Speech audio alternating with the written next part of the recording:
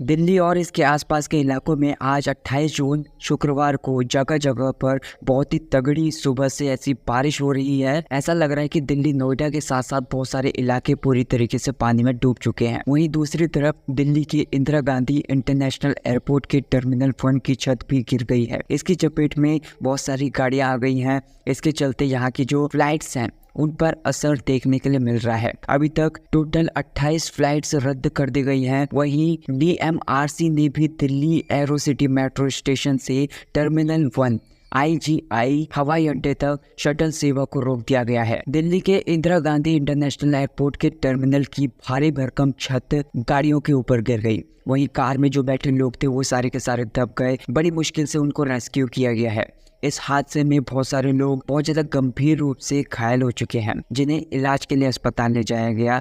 इस हादसे के चलते टर्मिनल 1 से जाने वाली सारी की सारी उड़ानें रद्द कर दी गई हैं और सुरक्षा के चलते चेक इन काउंटर बंद कर दिए गए हैं। हालांकि टर्मिनल 3 और टर्मिनल 2 से जो भी प्रस्थान करने वाली और आने वाली सारी उड़ानें पूरी तरीके से चालू हैं। टर्मिनल 1 पर जो भी उड़ानें हैं वो लैंड भी हो रही हैं और टर्मिनल 1 से प्रस्थान करने वाली उड़ानें आज दोपहर 2 बजे तक रद्द कर दी गई हैं। आपको मैं बता देता हूं कि दोपहर 12 बजे आधी रात से अब तक 16 जाने वाली उड़ानें और 12 आने वाली उड़ानें रद्द कर दी गई हैं। वहीं पर टर्मिनल 3 की ओर मेहराम नगर अंडरपास पर आप बहुत जल इकट्ठा हो गया है। इसकी वजह से यात्रियों को ये सजेस्ट किया जा रहा है कि फिर इस रास्ते से जाने से बचें। अब स्पाइस जेट ने ये कहा कि खराब मौसम की वजह से, भारी बारिश की वजह से स्पाइस जेट की जो सारी उड़ानें हैं वो रद्द कर दी गई हैं। हम इस असुविधा के लिए क्षमा चाहते हैं और आपकी समझदारी की सराहना करते हैं। तो इसके लिए उन्होंने कुछ नंबर भी दिए हैं जिस पे आप संपर्क कर सकते हैं, आपको कोई भी परेशानी अगर हो रही है तो। ऐसे ही इंडिगो ने भी यही कहा कि खराब मौसम की स्थिति की वजह से टर्मिनल 1 में क्षति की वजह से